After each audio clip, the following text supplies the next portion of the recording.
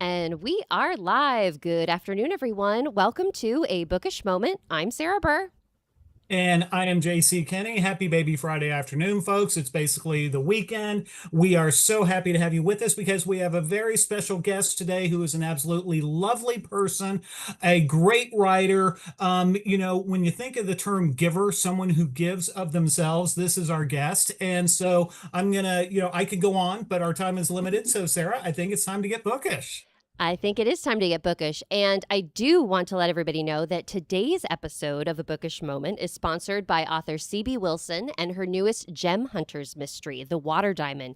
You guys might remember that C.B. joined us here a couple weeks ago. Her latest mystery is available today, or it came out on Tuesday, I believe. So you can join the diamond recovery specialist Hunter and her diamond sniffing dachshund Glimmer as they chase a mystery filled with hidden history, buried secrets, and danger that sparkles. So pick up The Water Diamond today. And thank you to CB for sponsoring today's episode, where we get to talk with the delightful MARLA Cooper. MARLA, welcome to A Bookish Moment. We are so excited to have you. Thank you. Hi. My dad had dachshunds, but they never diamond hunted. I had no idea that was a skill that dogs just could have. And what a really useful skill for a dog. Seriously. When you talk about earning your keep in a household, it's like, here, Mom, here's a diamond. So that is fun. Now, I'm personally a cat person, and my cats have various skills, and one of them, who I'll talk about later because he's a character in one of my books, but we call him the supervisor, and he's very nosy, and he likes to get involved in everything. He doesn't hunt diamonds, but he'll literally, anytime someone comes to the house, he's like, "What are you doing here? Do you have a license? Can I see your ID? May I help? Can I hold that? What are you doing now?" It's amazing. He's like the most dog-like cat. Aw. Well, I think, I love cat. I just don't have them. And I know that JC is a cat lover. So you're among friends here. Absolutely. And we've got a lot of friends popping into our chat to say hello. I want to make sure that I say hello to everybody joining us. We've got Mark Baker joining us. Hello, Mark. Long time no see. Yeah, hopefully, I hope this means that you're okay and not because I know that you had some work stuff with not being able to work from home anymore. So it's good to see you here, Mark. Thank you for joining. We got Farmhouse Reader saying hi all. We've got Susan Worrell saying hello, Marla, JC, and Sarah. We've got DHBA saying happy Thursday to everybody. And Farmhouse Reader says, my two cats have no skills. That is fair. And then we have Regina, our Southernista, saying good afternoon, everyone. So thank you all for being here. Marla, as we kind of all get settled in, tell us a little bit about your writing journey, how you got interested in, writing in general, what brought you to the cozy mystery genre, and a little bit about your journey. Okay. I've always tended towards writing. I loved writing things in school, like a lot of people I think did. Ellie Alexander was on the blog yesterday, and she was talking about going around inventing mysteries when she was a kid. And it was like, yes, of course you got into mystery. And I was like, I related to that so much. I think when I was a kid, between writing and always wanting to ooh, what's going on? And being kind of, that curious, nosy child. I was always sniffing out oh, is there a mystery to be solved? My first job was in advertising as a writer. And it was kind of, when I was in school, I was a business major, and my husband said he was going to be an advertising copywriter, and I was like, what is that? And he told me, and I was like, wait, you get paid to write stuff? That is cool. And it checked the box of my parents' mandate that we're going to send you to school, but you need to do something that you can actually get a job doing. So that means you're not going to be an English major, as much as that would have been the logical choice. So I was suffering my way through business school, hated it. I was like, getting paid to write sounds really awesome. So I got my degree in advertising. My very first business cards just said writer, and I was like, "Oh, that's really cool." Wow. It felt like, in the Wizard of Oz, where it's like, they give the Tin Man his heart, but it's like, they gave me a business card that said writer, and I'm like, well, okay then. So it's funny. In advertising, you always write to a brief. Like they'll say, here's what you're going to write. Here's the point of it. Here's the length. Here's the format, whatever.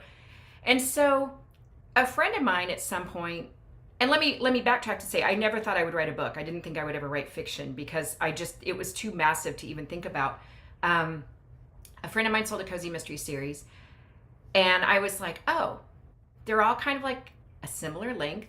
Like you find there's a body at the beginning, and then the sleuth for some reason decides that they're going to solve it, and there's kind of like, it's almost like having a creative brief. It's like, it's a cozy mystery, it's this long, here are some of the things that are going to happen. And I was like, that sounds really good, because I don't have to have like the great American novel. I can just have fun. And after writing stuff for clients all day, I really set out to write the first one just so I'd have something fun at night when I went home that I was writing just for me. And there's nothing more fun than when you're writing with no deadline and not a care in the world and writing whatever you want to write, and you're just making yourself laugh. And that's like the best thing in the world.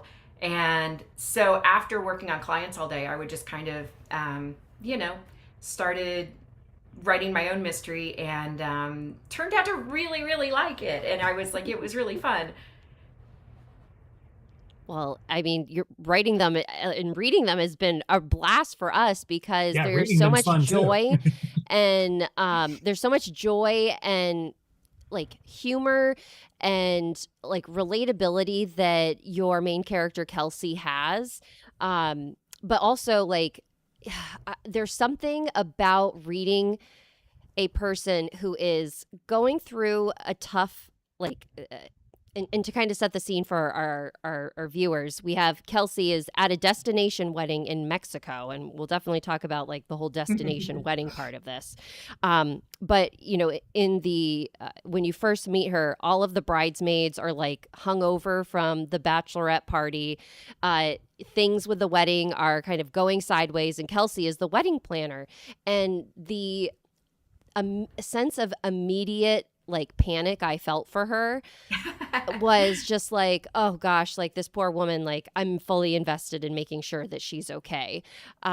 So tell us a little bit about like Kelsey's background as a wedding planner. What made you decide to choose this particular profession to kind of anchor your series in? So it's kind of a funny journey that's very easily traceable, but my friend sold a cozy mystery series. I had been writing a book for one of my clients who got a book contract that was a nonfiction book, and so I was ghostwriting this book for her. And the editor from Chronicle Books called and said, we have this destination wedding planner, and we've contracted with her to write this guide to destination weddings, but she needs a ghostwriter because she's too busy. And I was like, great. So I go in and start meeting with her, and she starts telling me like everything there is to know about destination weddings. In fact, I brought a visual aid. This was the wedding planner. This was where it all started. But we were writing this guide together, and then I was thinking like cozy mystery, amateur sleuth.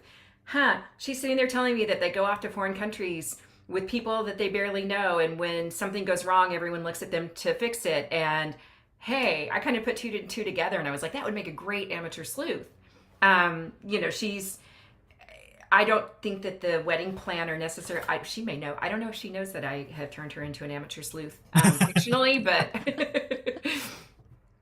So, in that just opens the door to so many questions. But first, and Sarah, I'll admit, I don't have my reading glasses, so I'm going to turn it over to you because a few folks have chimed in already about your writing, Marla, that we need to share with you. Oh boy. Yes. All right. So let me catch up. We have Lisa saying hi from New Hampshire. Lisa, welcome. Mark, I'm working from home full time, so hopefully, yay, congratulations, Mark. That's awesome. Excellent, Mark. That's such a lovely development. From Susan Worrell, we have Marla. I am currently reading Welcome to Cozy Town, an absurdly cozy mystery short. Hilarious. It's definitely a laugh out loud story. Susan, we're going to be talking about that a little bit later. And so thank you for sharing that with us. And then we have Books by Patricia saying, I love Marla's humor. So Trisha? you've got some fans of your is hilariosity a word, or is that just something It that is now. It is I now, like- yeah. I just really like it. I also love inventing words, so you know. there Yeah, we go. that's. I think that's fun. And we have Mark Yes. saying, "Welcome to Cozy Town is delightfully funny. Laughed so many times while reading it." So Thank you, Mark. So I guess, okay, welcome to Cozy Town. This is where I become Jim Pitchman. It's like, folks, okay, you got to go buy Marla's books, because Terra and Taffeta is on sale until the end of this week, June 7th. So go out and grab that copy. So tell us a little bit about Terra, or I'm sorry, not Terra and Taffeta, because we were talking about that, but the Cozy Town, crazy, Crazy. short there.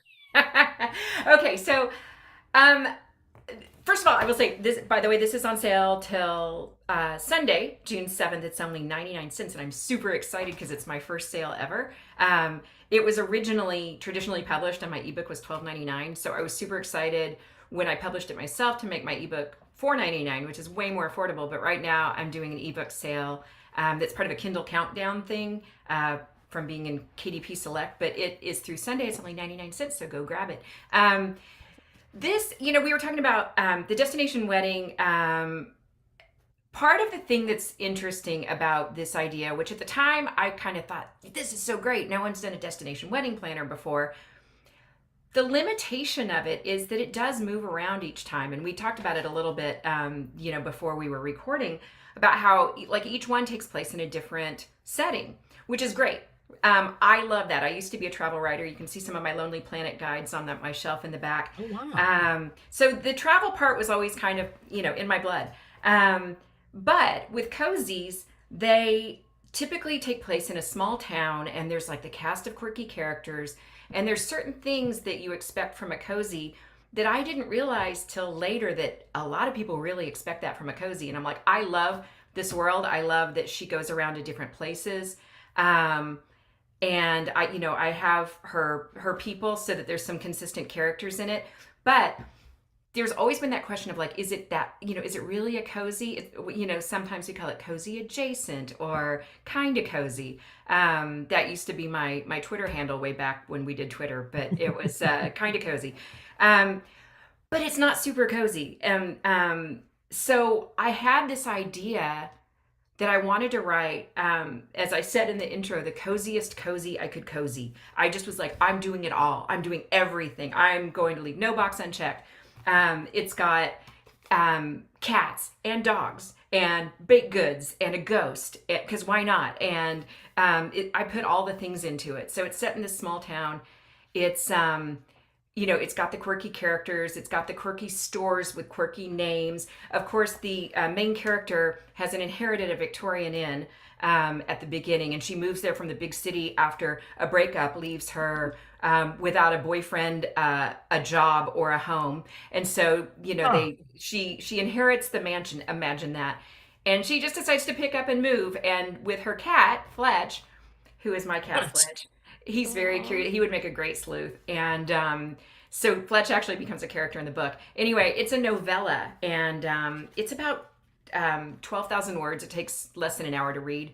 And it started out as a short story that I was going to use as a reader magnet to get people to sign up for my newsletter. And then it grew and grew into a novella that I used as a reader magnet to get people to sign up for my newsletter. But before I went to Left Coast Crime, my book wasn't out yet. And I wanted something to be able to like hold up and wave around at things. And so I had some of these printed, and it's kind of funny. It's kind of taken on a life of its own. And like now when I do live book events, everybody just is like, oh yeah, I'll take them. And I really would love to turn it into a full length novel. Like the wheels are kind of turning like, oh, this wants to be a full length. But anyway, that's how Cozy Town came to be. And I had so much fun writing this. Like I got stuck about 3/4 of the way through, and I was like, okay, I'm not sure what needs to happen next. And then I just went, okay, what's the craziest thing that could happen. Okay, that. Yeah, okay, I'm gonna do that. I'm just like, haha. Like with no thought for like what makes sense. It's full parody. It's silly and fun, and I had a blast writing it. And you can actually get it if you go to my website. You can sign up for my newsletter and get a free e-copy. It's also available on Amazon for the low price of $4.99 because I just want people to buy it. And it's kind of fun to hold in your hand. But you can also get the ebook for free. The cover is so awesome. Like, it is so amazing. Like, the way that you've put together all of the cozy elements into like this like cute little chaotic cuteness. I don't know. It's just like it's Thank you. it's Like adorable. literally, I really kind of want to say, can we have my friend Gene zoom in with us? Because when I showed it to him, well, he saw an earlier version of it. And he was just like, oh, he's just like, it's so chaotic. And I'm like, I'm like maximalist, and I think it represents the story. And I was like, what do you want? Like some simple little, like, he wanted something very subtle. And I'm like, this book is not subtle. It's not subtle. No, it like fits it perfectly. It fits it It's perfectly. bananas. Well, thank you for saying that. I'm going to tell him you said so. And Lisa, we have Lisa in the chat saying, got mine. Now I have the print and ebook. And Ooh, nice. Good job, Lisa. Yay, Mark yay, also Lisa. echoing that your full-length mysteries are fantastic as well. Don't miss the sale. So let's talk a little bit about this Terror in Taffeta, because I mean the setting is in A Cozy Mystery is one of the characters. It's just kind of like a fact of any book that you read. And I think what you've been talking about, where with the destination wedding, we're going to a different setting each time. So what is the secret, Marla, for kind of bringing along the community atmosphere that cozies are kind of really known for and that so many readers love? How do you frame that in the story? And what I guess, yeah, how do you frame that in the story? Yeah. End of question. That's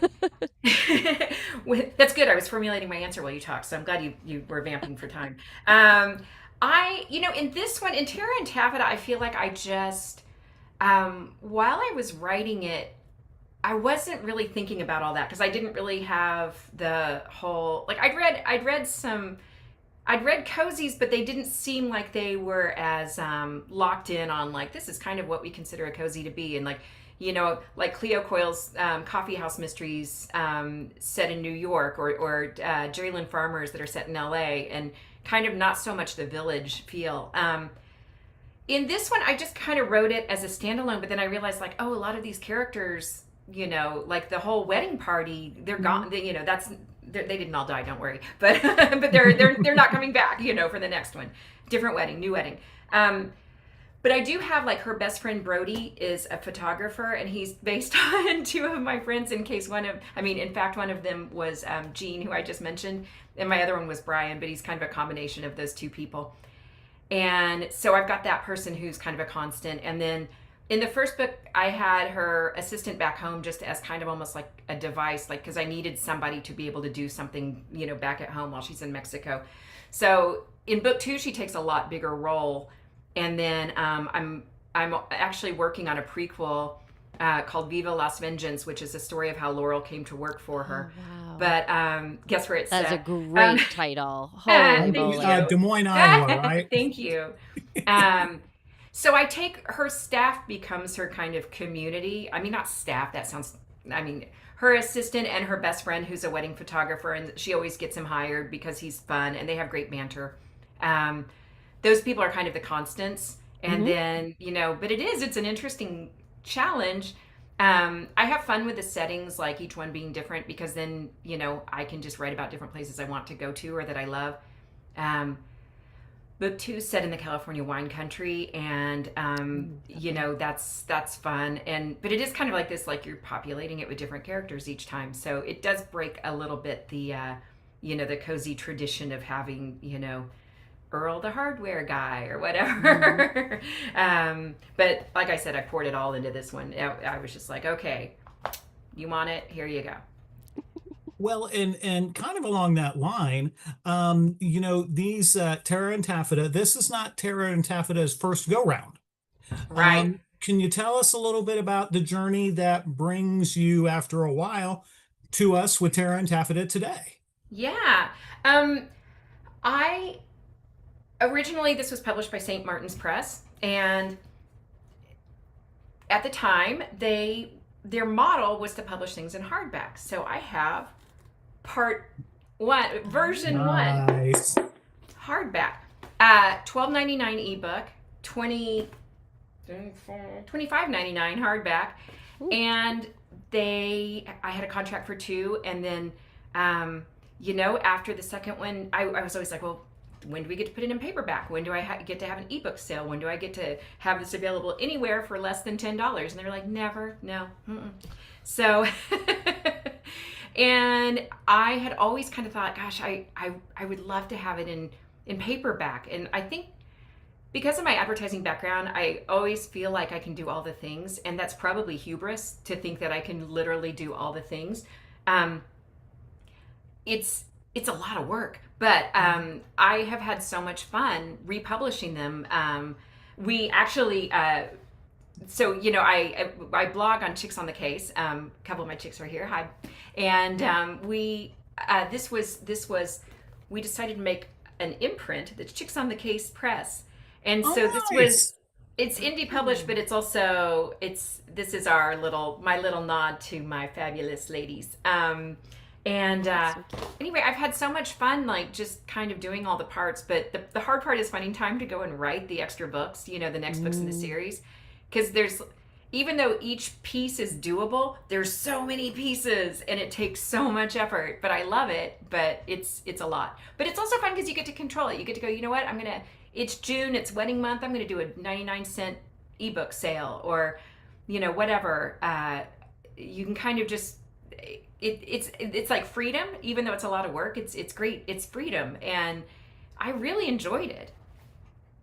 Well, it's the paperback cover is stunning. It's so adorable and like bright and beautiful, and it's great to have this the energy out in the world. I think it's just it's such a delightful, cozy mystery. And even though we've been saying it's a destination, so what, rules were made to be broken, Marla, and you have broken them in the best way.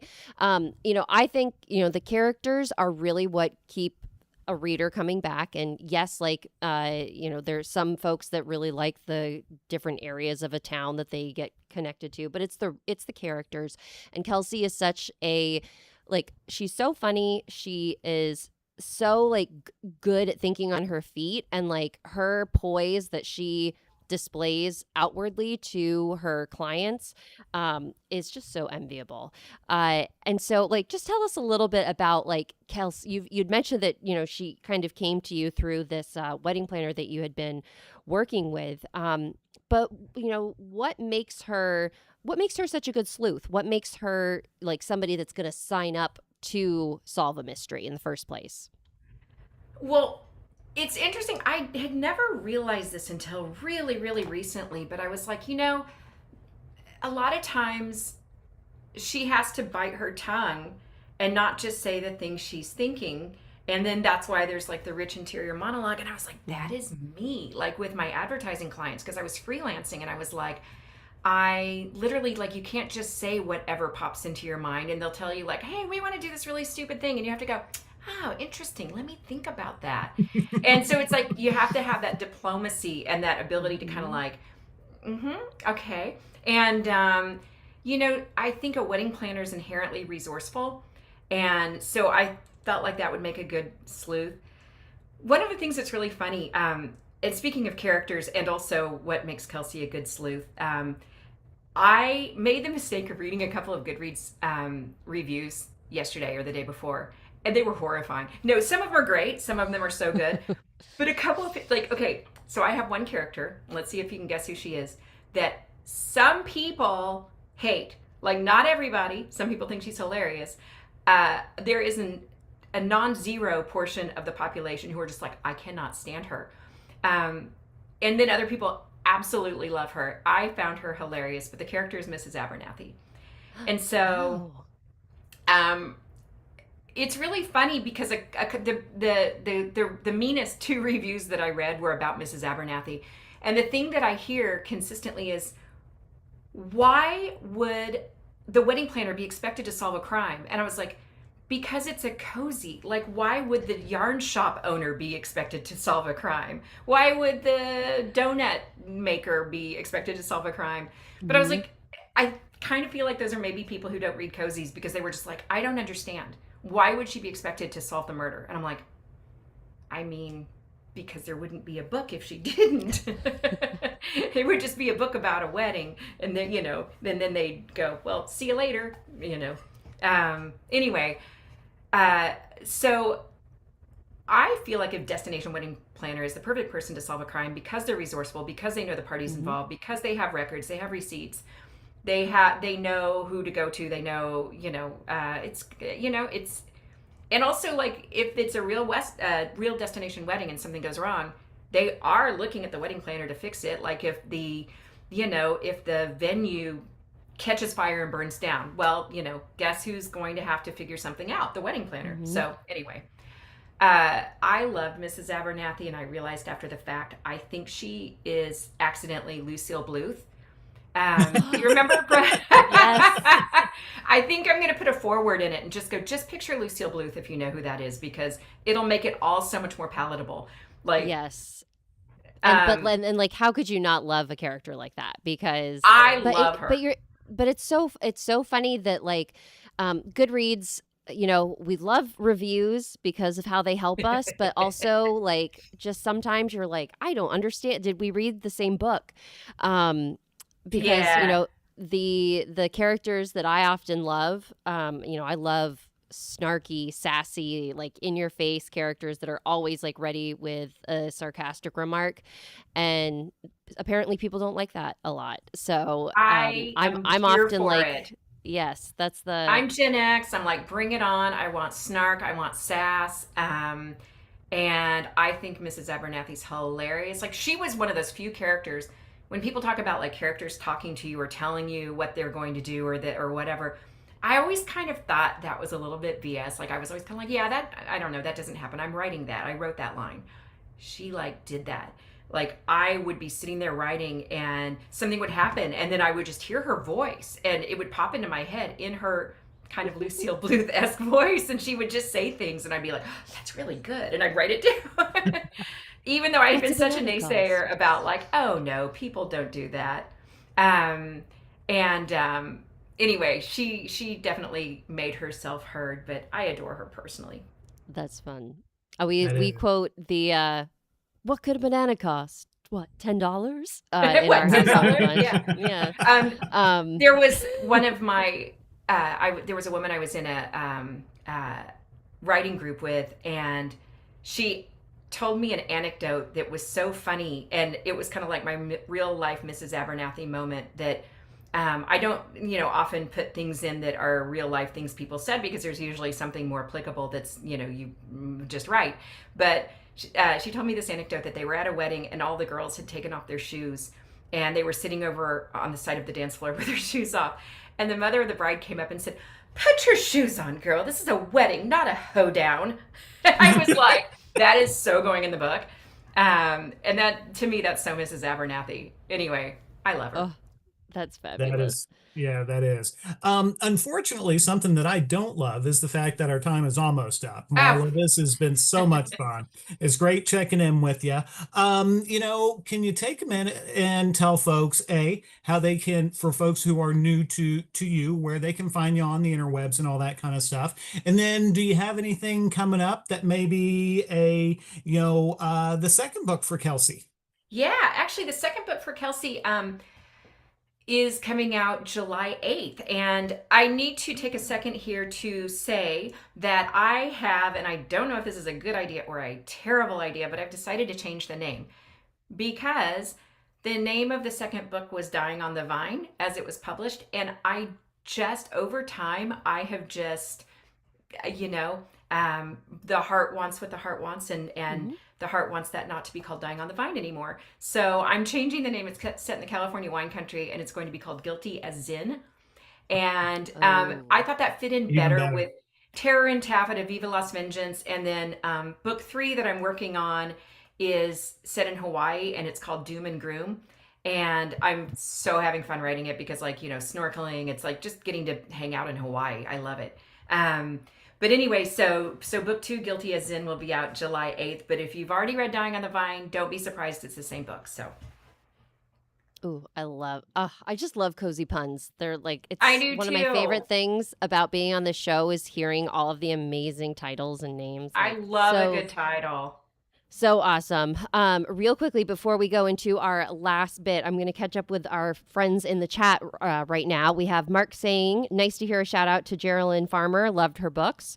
We have Lisa saying, debut Chicks on the Case Press. Thank you, Marla, for being brave enough to go first.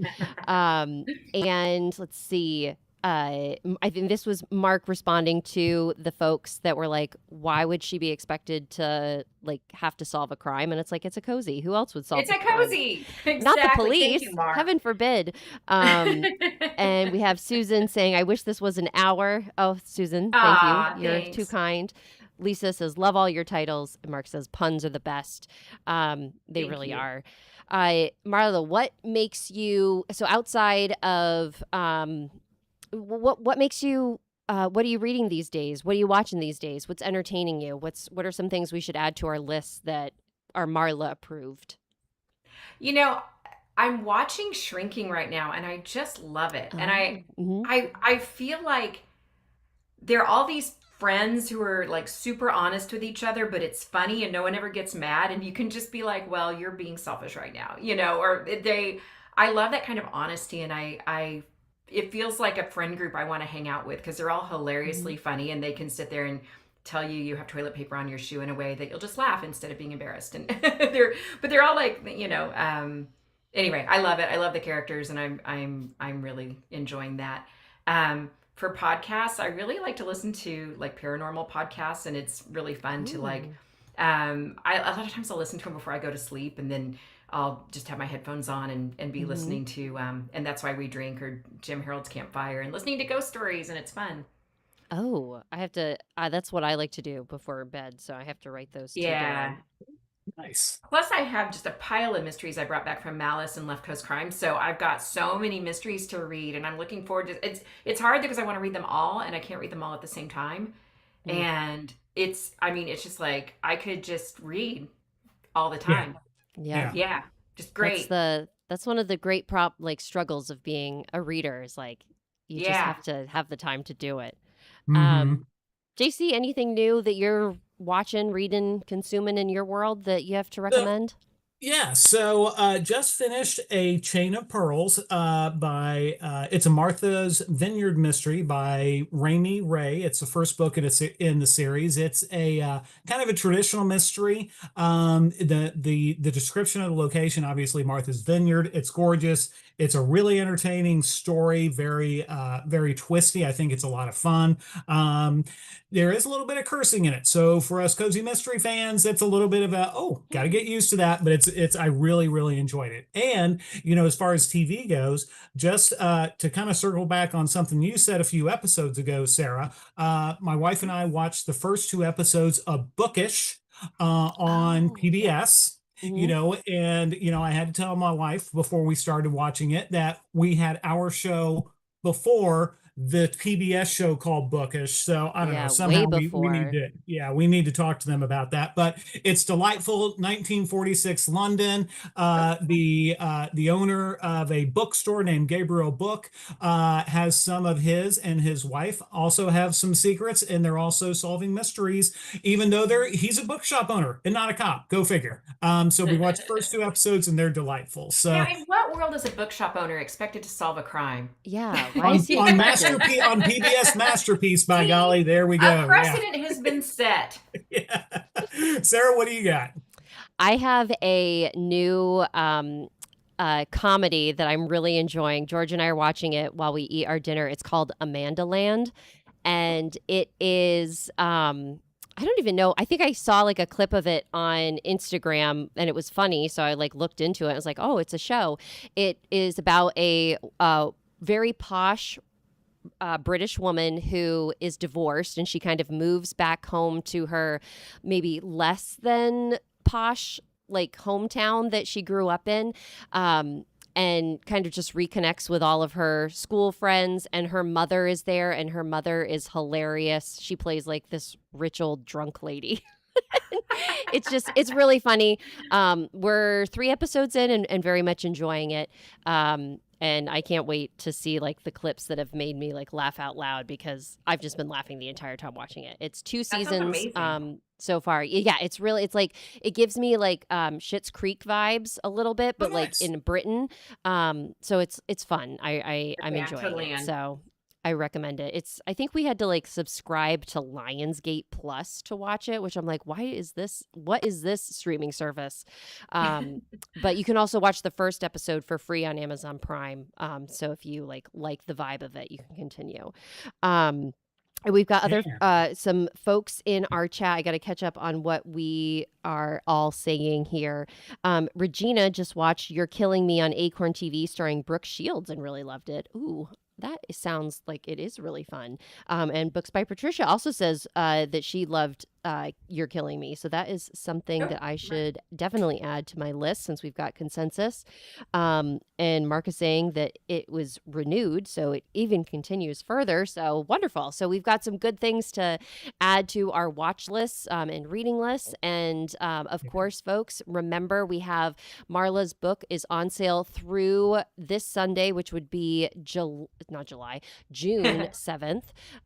So grab it while it's 99 cents. And just a quick reminder that today's episode of The Bookish Moment was sponsored by C.B. Wilson and her newest Gem Hunters mystery, The Water Diamond. You can join diamond recovery specialist Hunter and her diamond sniffing dachshund Glimmer as they chase a mystery filled with hidden history, buried secrets, and danger that sparkles. The Water Diamond is available now, so you can get some fun adventures to be had by all. Marla, thank you so much for being here. Thank This was you. joyous and fun and just the brightness that we all needed in our day. We appreciate everything that you do in the writing community. And we just appreciate you sharing your story with us because it's fun and fabulous. And that's Thank what you we so need. much. You guys, this is so much fun. I want to I want to do it every week. Well, you know what? We do. So I come.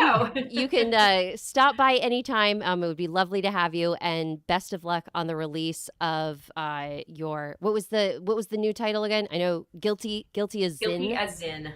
Love it. Oh, chef's kiss. Thank you. To our wonderful audience members, thank you so much for being here today, you guys. It's always wonderful to chat with you. We'll be back with more episodes next week. But until then, have a wonderful weekend and stay bookish, everybody. Have a good one. Bye. Bye. Thank you.